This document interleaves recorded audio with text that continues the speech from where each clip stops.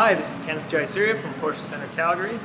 We're actually at our body shop today, and right behind us, you probably don't recognize it, but it's the 1997 Porsche C4S 911. This one here, we have part of our restoration challenge, and as you can see, it's a little unrestored right now, but it's getting there. Everything's stripped on the inside. I think we showed a video in the past of some of the engine and transmission bits.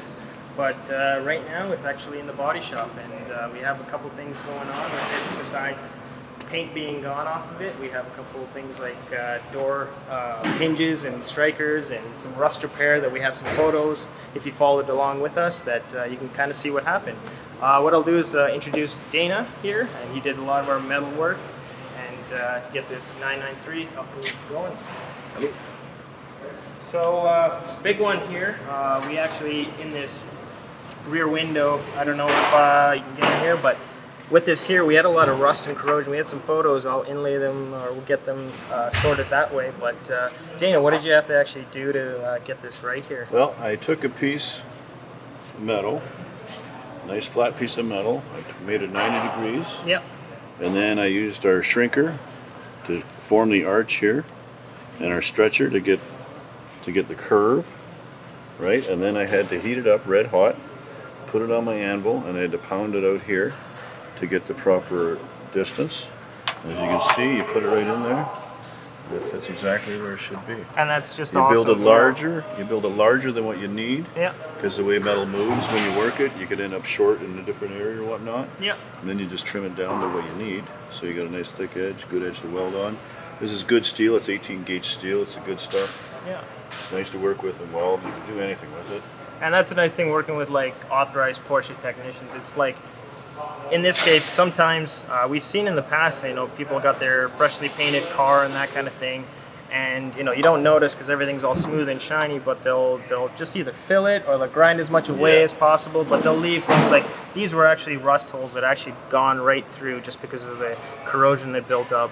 Water and moisture just staying in this area, and this is pretty common. You see with like pretty much any of these generations of 911s in that chassis. And if you look, you can see the remnants of the weld-through primer, because once you get this piece out, there's flanges here, right, where these spot welds are that I have to weld to also. Yeah. So you have to coat those with a weld-through primer to protect it, as well as the back of the patch was completely coated with a weld-through primer, so she'll never rust. Yeah.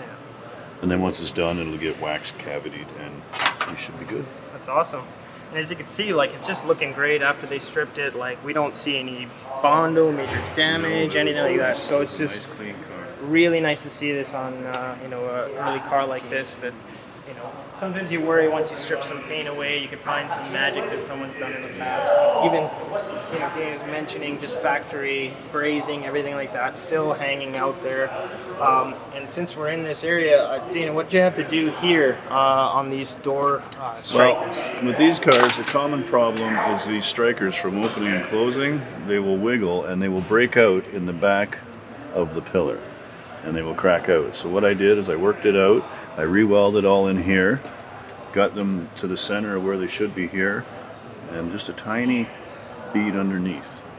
So no one will ever see it, but it'll be nice and strong. It'll never move again. So it'll be stronger than factory, I guess, by having that weld there, right? And it's just it's a common problem with the older ones. Yeah, and we'll put in some photos as well of previous what it looked like. On the passenger side, it wasn't as bad. It wasn't pulled through, but on the driver, it was completely ripped on this back portion. Yeah, there's over an inch. Yeah, and it actually did damage to this part here. He was able to fix that all up and make it look clean all great again. So, and then I guess lastly, there's obviously more to it just than just a couple things here and there, but some of the major metal work and that kind of thing. Nice thing, because it is a restoration vehicle. We'll put another photo here for you, but there was a radar detector and a bunch of other stuff up on jammers, and it was put in poorly, and they just decided, hey, that'll be the hole, and they drilled a hole right in the front here. So obviously you could see what he's done there to clean this up and make that look like factory again. So the difference is, you wouldn't even see that, but at the same time too, for it being a factory vehicle, restoring it back to its original spec, that's the kind of way that we want to do it here. So yeah, we'll kind of go on and show you a couple more things. We have Hunter showing you a couple more things on what she did with some of the paint removal process and what they have to do after that. So now we're here. We're actually in the paint booth right now, and you can kind of see we're around pretty much every little bit that was attached to that 993 that we're doing that restoration on. I've Hunter here that you can see. She has pretty much taken all the paint off of that 993 as it sits out there, so you see the bare metal finish of what it was after it was all chemically stripped. And like I said, if you followed along with the photo restoration that we have on Facebook, you can see the paint and all that kind of peeling off and that kind of thing. But now you see the bare metal, and she's kind of going to explain what's going on here with all these parts. Yeah, so once I had all the parts together, I did kind of a quick inventory and a quick scan over for what kind of damage there was, separated the plastics. And I actually dealt with these first because there wasn't too much damage, so we did repair this one spot here just so that the clip would be secure. Yeah, and that's awesome to even see that, because you don't, once that's actually on the vehicle, you don't actually see that, right? But it's important, right? Yeah, so those are off to the side and basically ready for paint now, and then everything large and metal, we used a chemical paint stripper. That did most of the hard labor for us actually. After the stripper takes everything off. And what were you mentioning? You were saying about like on the mirrors here. What are these spots here now? There was just some little chipping. Like you can see here, I'm gonna have to fill in this one little chip. Okay, yep. It wasn't too bad for damage, so they'll be smooth. So, I mean, going through that little detail of just making sure that little chip is filled in or fixed now will prevent kind of having that finish nice and smooth at the end, right? Yes, for sure. That's awesome. And I guess, these are the little pieces here. We'll kind of insert a photo for you, but of what these looked like before. And these were newly built, right?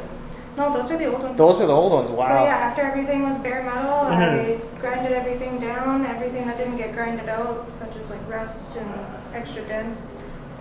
I filled in, we used a rust off, which actually prevents the rust and brings it back to metal, and then you have to sand it 24 hours later, and then clean it, and then it's prepped, so we have etching adhesion primer on some of the small parts. Yeah. Because I did standard primer on some. Oh yeah, and these things, because I remember all the corrosion and everything that was on some of those bits, right? Yeah. And then for the larger parts, we did the body work on it. Everything that was high spots, I hammered down with the body hammer. Nice. Every low spot we filled in just with the icing. Yeah, I remember the driver door having a bunch of dents and that kind of thing. Yeah, there was some warping and a big dent on this fender here. That's great. Yeah, they look awesome. So after this process, what happens now? Well, those have epoxy DTM primer on them, so they still have to be blocked down and sanded, and then everything else is basically ready for cleaning. And then an inspection from Dana one more time, and if it needs another coat, then a high build primer. Awesome. So that's great, because even in this form, they are looking much to So I can only imagine after block sanding and everything like that, it'll look great. But as you can see, our 993 C4S is coming to its own. It's going to be looking great. We'll show you the next step of this process, but kind of want to show you the nitty-gritty of paint and body and realistically what it is to have a proper and good job on a vehicle. And having authorized technicians work on a Porsche is a very, very crucial part, because they have the ins and outs, they also have all the equipment and knowledge, and just like we have data that is specifications for mechanical bits on the car, they have the same thing for body and paint process as well. So thanks again, and this is Kenneth Jayasuria from Porsche Center Calgary and our Restoration Challenge.